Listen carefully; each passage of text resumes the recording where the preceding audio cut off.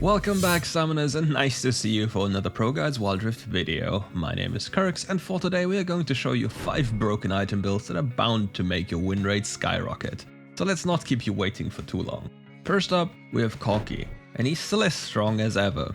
However, not on the middle lane, but more often in the dragon lane. The nerfs to Charge Blade and Essence Reaver hit him not as hard as you might think. Essence Reaver as a first item was bad anyway, and it's better if we buy this item later down the road as its damage increases with the amount of crit we have. Another thing worth mentioning is also the fact that it never dealt with Corki's immense mana issues. Restoring 2% of your missing mana on hit is just not enough. Consequently, going Mana Mune, which is absurdly cheap, is the best first item spike you may ask for, as it deals with most of this champion's problems. So even though he's better in the dragon lane, you can still pick him for the middle lane. So basically, he's a flex pick. By flexing him into multiple roles, you can wait for the better matchup to show and just place him where he's best. Let's take a look at the build then. So you can start with either a longsword or a mana crystal. Then you want to go Mana Mune. After that, Solari Charge Blade, and then Infinity Edge.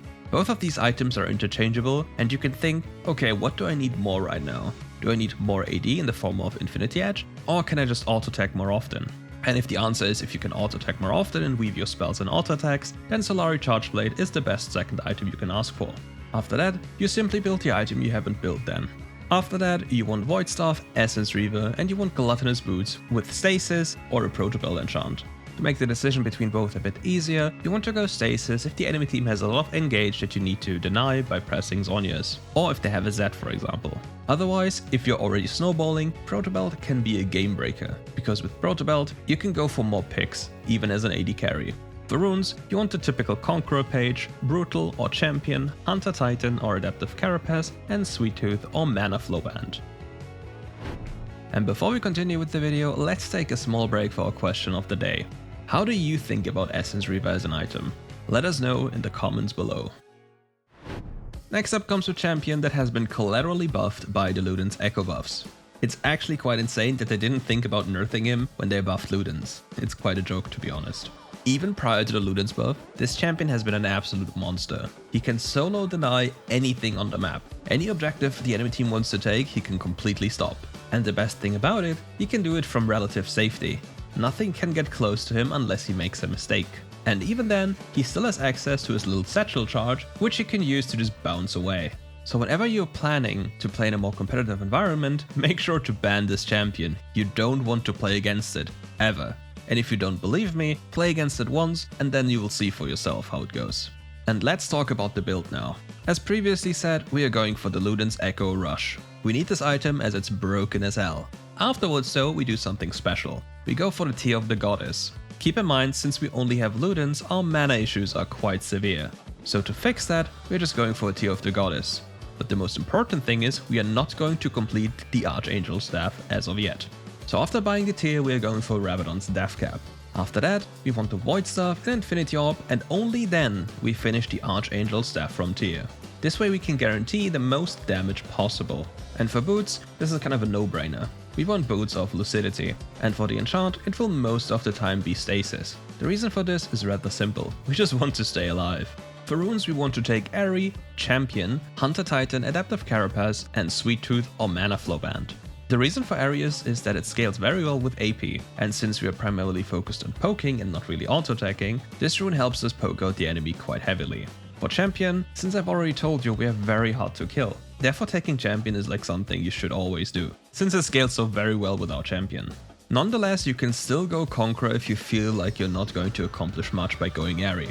So don't forget, also Conqueror grants you increased percentage damage, which in combination with Champion can be very overbearing. Next up on our list comes Fizz, yet another recipient of the Luden's Echo collateral buffs. This champion is infamous for snowballing ahead, and if he is ahead he's gonna one-shot you even without his ultimate ability. Prior to the Luden's buff, he had quite some issues, especially in the mana department. Using one rotation almost put him at no mana. So with the Luden's Echo he now has access to a bit more mana, and more importantly 20 ability haste, which is quite a nice bonus if you think of the recent ultimate cooldown nerf. Another nice thing about this champion is also the fact that he can be played in multiple positions.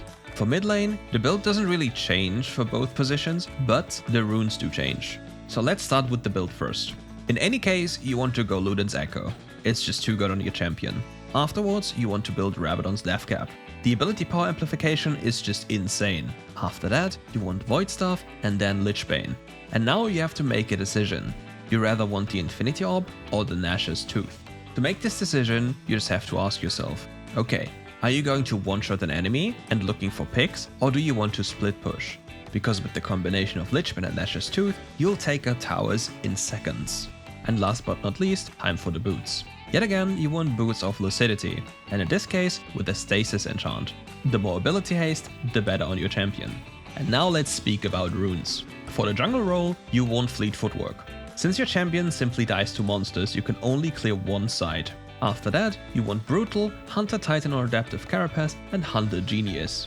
In lane on the other hand, you want Electrocute. This helps you trade even better, because contrary to public belief, this champion does a lot of damage even with just auto attacks. And if you combine it with the animation cancels, you can really quickly proc Electrocute and just peace out afterwards. For our next pick, we have another flex pick. Even more of those are to come in the future. So let's talk about Riven. This champion is an absolute demon in the jungle and in the Baron lane. Her capabilities of weaving auto attacks and cancelling auto attacks all the time in combination with abilities is just insane. She can instantly proc Conqueror in not even 1 second. That is nuts. And even better, all the items this champion is gonna build are featuring one stat Riven loves the most: Ability Haste. Now, you combine this with the fact that all of her items also have HP and AD, well, you might get onto the problem here. So let's talk about the build. First, we want to build a Black Cleaver. Afterwards, Steps Dance, Steric's Gage, Cerberus Grudge, and Bloodthirster. To complete our build, you want defensive boots with a Gargoyle enchant. So you remember the thing we talked about with Conqueror? Because this means that she can also instantly proc all of her Black Cleaver stats, empowering her damage even more.